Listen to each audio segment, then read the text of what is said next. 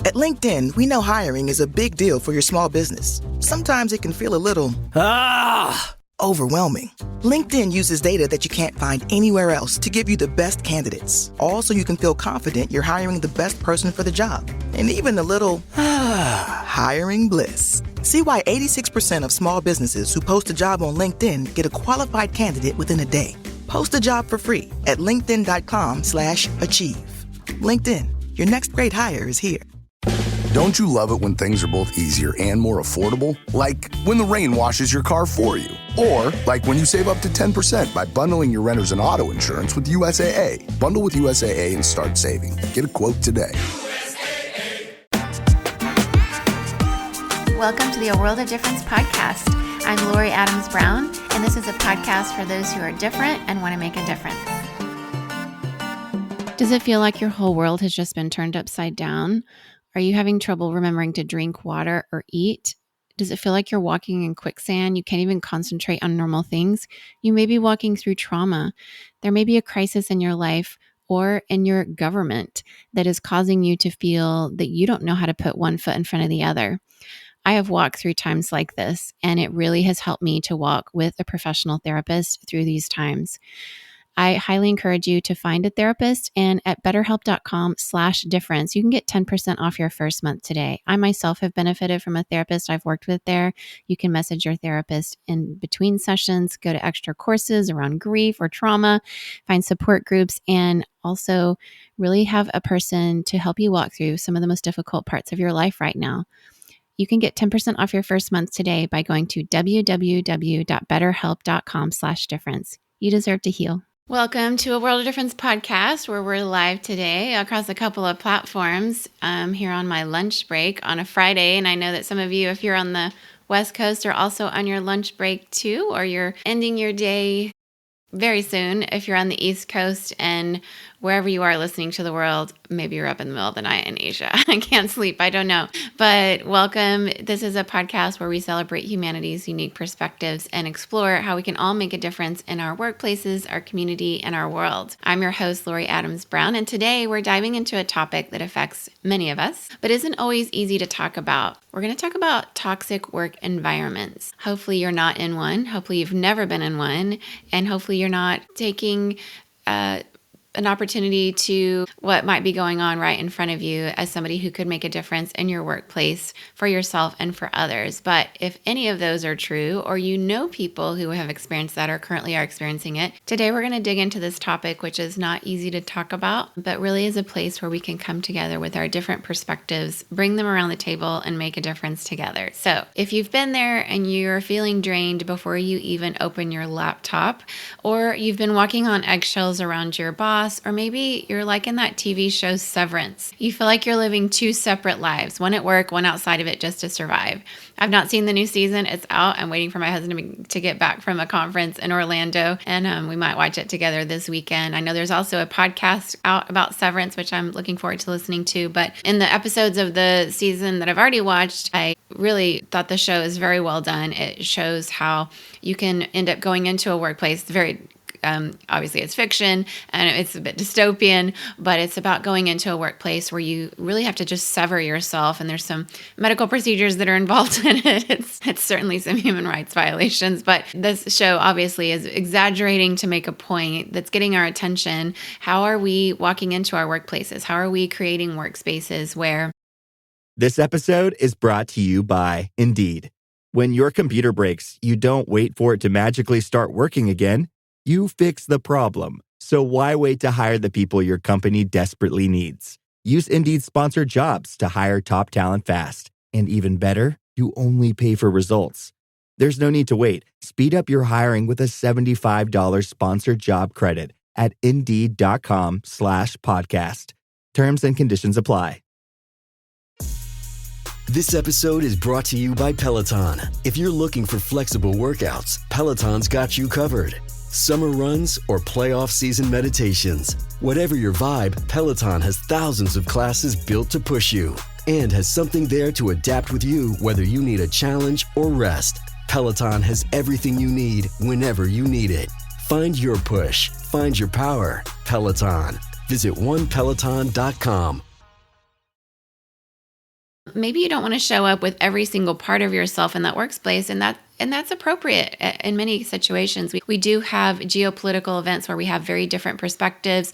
Some people may or may not want to talk about their life much outside of work. But if we are contributing to a space where we can't be congruent or authentic or who we truly are, there's a lot of anxiety around that, then mild versions of that are just uncomfortable and probably not good for business or good for the organization because there's a lack of psychological safety. But in a very extreme version of that, it could be a toxic work environment. And when we're seeing some things change in the workplace in terms of a connection to the EEOC or DEI initiatives changing, there's a lot of conversation going around in talent development, how we can continue to provide opportunities for people to come and do their best work and be happy and be fulfilled and want to stay. We want attrition rates down. We don't want them to go up. We want employee engagement to still stay high and even increase, because all of this is both good for business and good for us. So today we're breaking down the biggest red flags of a toxic workplace and how to spot them before it's too late. And how to spot them before it's too late involves both if you're maybe a direct report or an individual contributor and you don't have a lot of opportunity to speak into the systems, but I'm also speaking especially maybe so to the people who do have opportunities to create and cultivate psychological safety in the workplace to help these systems get better. Because as I mentioned, it's not only good for organizations, it's good for us who are involved in them and where we spend the majority of our lives. We want these to be good places where we flourish and our companies and organizations grow all together. And I was just training yesterday in a leadership summit here in Silicon Valley where I work and at the headquarters where, once again, talking about how psychological safety is not only very important for us as human beings and human leaders and just individuals showing up at work, but it's actually Project Aristotle, which was Google's research project years ago, where they studied teams and they wanted to know what was that key to successful teams. Well, guess what?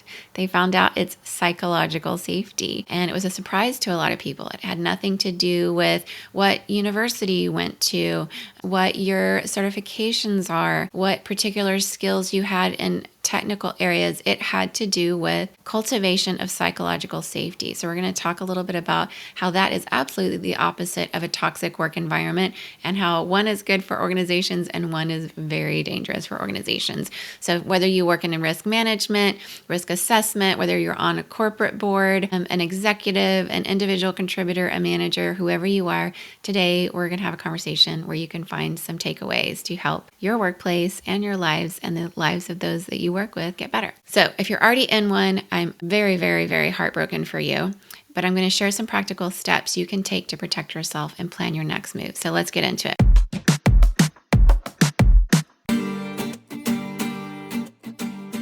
We spend about a third of our lives at work.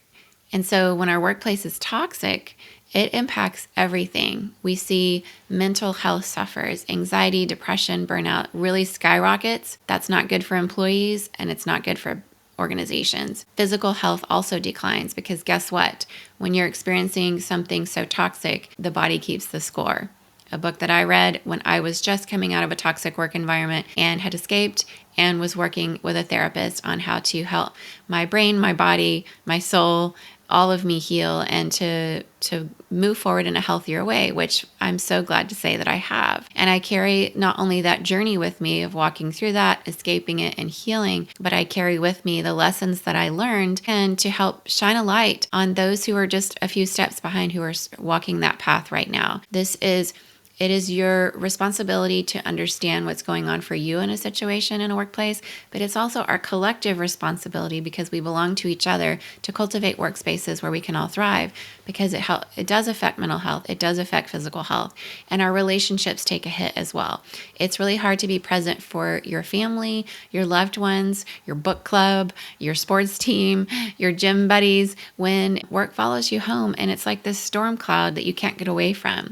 But many of us stay in toxic work environments because we've often been told this is just how work is. I was told that, and I sort of believed it for a period of time. But what if we stop normalizing toxic work environments? What if we stop normalizing long work hours on a pattern of a regular basis that's not just on a case-by-case basis, but is sort of the culture of burnout? And what if we stop normalizing fear-based management, and dysfunction. So I want to talk about some of the biggest red flags that signal a toxic work environment. We're going to talk about 5 of those. There are others, but we're going to dig into a few just on this episode and on this live. So toxic work environments don't always just announce themselves, do they? You can be in a job interview. I've been in many job interviews, and things seem so shiny and happy for the most part. People are bringing their best selves, sort of like when you're on a first date or speed dating or getting to know people. Present a certain version of the company in job interviews to make it look good. I mean, nobody wants to say the hard things. That can be hard to show up. But sometimes the signs sort of start to creep in slowly until one day you wake up and you realize you feel like a completely different person. You aren't even who you used to be, and you're not even sure if you can find that person again. And so here's some 5 major warning signs that you might possibly be in a toxic work environment, and you might possibly be contributing it without even realizing. So the first one would be if leadership operates solely on fear and control. And this is sort of like a power by fear type of a concept. Toxic leaders will use a lot of intimidation, manipulation, coercion, micromanagement, coercive control to sort of keep employees in line, not really listening to their perspectives, not giving them that psychological safety. If you feel constantly afraid to speak up, or to make mistakes, that's a huge red flag. If there's a lot of blaming that goes on when a mistake is made on the team and you get singled out and publicly shamed and even ridiculed or intimidated, this is a sign if that's happening on a regular basis. So if you constantly feel afraid to speak up when something's not right, this is a huge red flag. So an example might be a boss who publicly shames employees in meetings or withholds information to keep them in the dark in order to sort of sabotage them or prevent them from doing the work and have the information they need to do their work. On the other hand, a healthy workplace really fosters that psychological safety, cultivates a space where people can take risks. We're really big on this in Silicon Valley. Taking risks is how we learn, how we invent, how we move forward, get those patents that people are getting. And so a place where that psychological safety exists for you to voice concerns, that something's not right. We want to get a hold of it before it becomes a whole huge fire and causes attrition to go up and engagement to go down and innovation to go down. We want to create that psychological safety, which we see in healthy work environments where we can grow without fear of punishment, but where there's this growth mindset. We're in this together. We're doing this together. We're going to, we're human, but as we make mistakes, we're going to learn from that. We're going to move forward and we're going to keep getting better and inventing and having that innovation. The second one is a high turnover rate, high attrition, and then that survivor culture. So what I mean by that is if people are constantly quitting, constantly getting fired, or just mysteriously disappearing, that's a sign that something could be deeply wrong in this culture of your work. So an example is you realize you're the 5th person to hold a role in a single year. Yeah, that's be curious about that. What's the reason for that? Or when people leave, leadership dismisses them as not a culture fit. That's a phrase that could potentially be a red flag, that instead of addressing the real problem and bringing different perspectives around the table to make a difference together in the work environment and allow those different perspectives to help open up new possibilities of new markets, of new inventions, of new products, of new ways of working to be a part of the future of work. If instead it's, they weren't a culture fit, maybe there's not a psychological safety to bring your perspective. So that's something to be curious about. But a great workplace, on the other hand, invests in employee growth and retention. These are things we care very deeply about in talent development. And people stay when they feel valued, when they feel heard, and when they feel respected. Doesn't that ring true?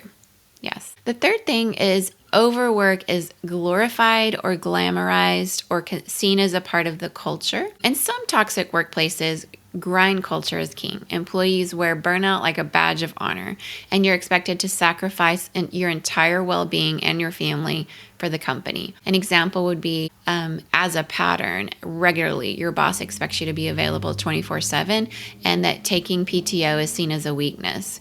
And so if that's a pattern you're seeing, not something that happens just, we're starting this new thing or there's this new project. So obviously work gets a little more intense in these kind of seasons of ebb and flow. But if as a pattern, you're having to be available 24/7 and seen as weak for taking time off.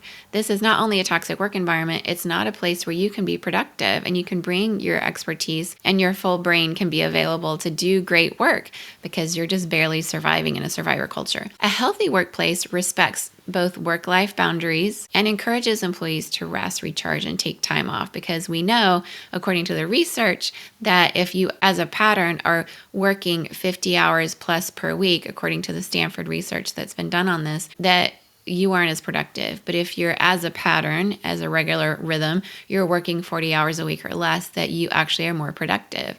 We are human. We have human limits. Let's let AI and the robots do their thing, and they do it well, and we partner well with them.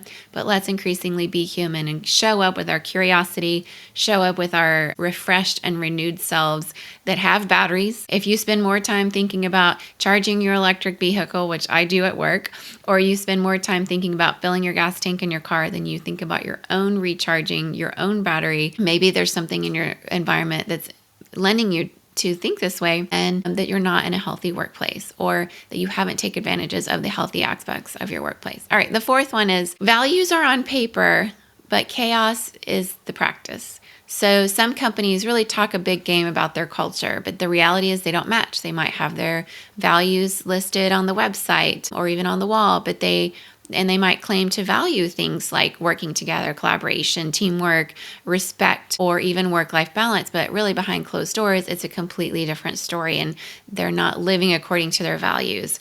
I keep my personal values here on my desk, where I keep them in front of me so that I'm living out by my values. My team takes time to look at our values in our office, and we discuss them. In meetings, I often bring them up, a particular value that we might be living out well, or one where we're in a conversation where that value is on the table of how we're going to approach it. And so just being reminded of our values and keeping them front and center is really important.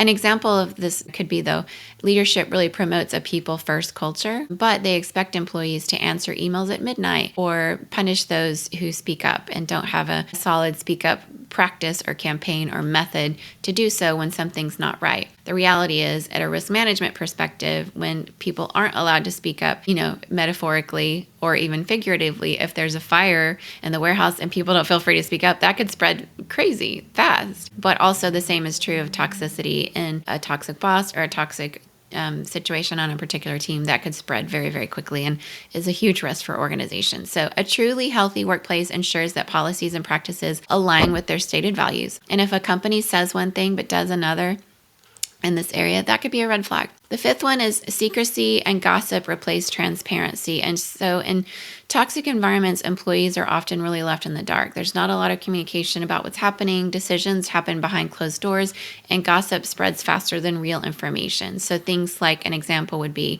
raises, promotions, layoffs happen without any explanation, and leadership plays favorites instead of being really transparent about that kind of thing. On the other hand, a great workplace really values clear, honest communication and keeps employees informed in decision making.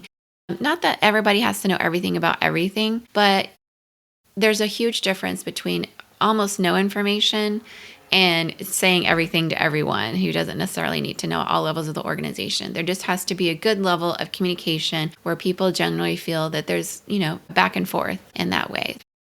What can you do if you are in a toxic workplace? And once again, if you are, I'm very heartbroken for you. It's very difficult. Years ago, I was in one, and it was not only difficult to come up with an escape plan in the midst of the mental health struggles that brings up, and the physical struggles and the relational struggles that come out of something like that. But it's just, you need support. You need people with you that care for you. And fortunately, I did have that. And I hope that you can find those people if you don't currently have them. But if you see red flags and these sound way too familiar, you're not alone. But here's what you can do. Number one, start documenting everything. Somebody gave me that advice and it was really helpful. Keep records of toxic behavior, just in case you might need some proof later. Number two, set some boundaries. Protect your energy and refuse to take on more than is reasonable. You want to grow in your career and, you want to stretch yourself and take those stretch assignments, but just be really clear on what your personal boundaries are so that you're making sure your battery is just as charged as the electric vehicles in your workplace. And then seek support is the third one. So find a mentor, talk to a trusted colleague, or seek professional help, maybe from a therapist who can help you walk through this and make some decisions that might be hard to make right now. Also, the fourth one is just to plan your exit strategy. strategy. So if toxicity is beyond fixing and you've tried and you've had the conversations and you really are noticing all of these red flags and more, it's time to start looking for a way out. You're not stuck. There are options for you. I know it's hard. It's hard to see right now, especially if you feel like you're in a hole and you're trying to find light in the darkness. But I keep this candle lit on my desk during the day. I'm right now here on my lunch break and I still have it lit while I'm here with you. But it's a reminder that even when things feel dark or seem dark, whether it's geopolitically or maybe in your workplace right now or in life or family or in all kinds of ways in your community, that just one little candle lit in the darkness can make all the difference to help you find that path and see your way forward. And it's a reminder to not burn out and to keep what you need to do to keep that candle lit, that you keep shining your light in your life and in your workplace. And I would love to hear from any of you who are either walking through that now or have come out of it, and what you've learned and what you're currently learning, so we can help each other out and find new ways to support each other as we cultivate workplaces where we all want to show up and have that psychological safety to have our organizations grow while we're growing at the same time. The most important thing to remember, you're not stuck. There are healthier workplaces out there. There are many good ones. If you need any recommendations, let me know, or any introductions. And you deserve to work in a space where you feel respected, valued, and safe. Toxic workplaces don't have to be the norm. By recognizing the signs early and choosing environments that support our well-being, we can really create a world of difference for ourselves and for those around us. So have you experienced a toxic work culture? Are you currently experiencing one? Did you experience one years ago? I'd love to know what signs you noticed first, and I'd love to hear your stories. So drop a comment, send me a message, or share this episode with somebody who needs to hear it right now. Don't forget to subscribe to World of Difference wherever you get your podcasts. And if this episode resonated with you, leave us a review. We really appreciate it. It makes a huge difference for us and how people can find the show. Until next time, keep showing up as your whole, congruent, and healthy self. Bye, everyone. Before we go, I just want to take a moment to thank you. Yes, you. The fact that you're here, tuning in, leaning into these conversations, and doing the hard and beautiful work of making a difference in this world, it means everything to me. In this episode, if it spoke to you, if it brought you healing, hope, or even just a new perspective, I'd love for you to help us spread the word. Subscribe to the podcast, leave us a review, and share this episode with someone you think might need to hear it. Your support helps this community grow and also helps us to keep having these important conversations. You are such a vital part of this journey. And every time you listen, every time you share, you remind me of why we do this, because you are out there making a difference in your own beautiful, messy, and imperfect way. And that matters more than you know. So thank you for being here. Thank you for showing up. And thank you for making the world a little brighter, a little kinder, and a little more whole. Until next time, take care of yourself and keep making a difference. You are loved.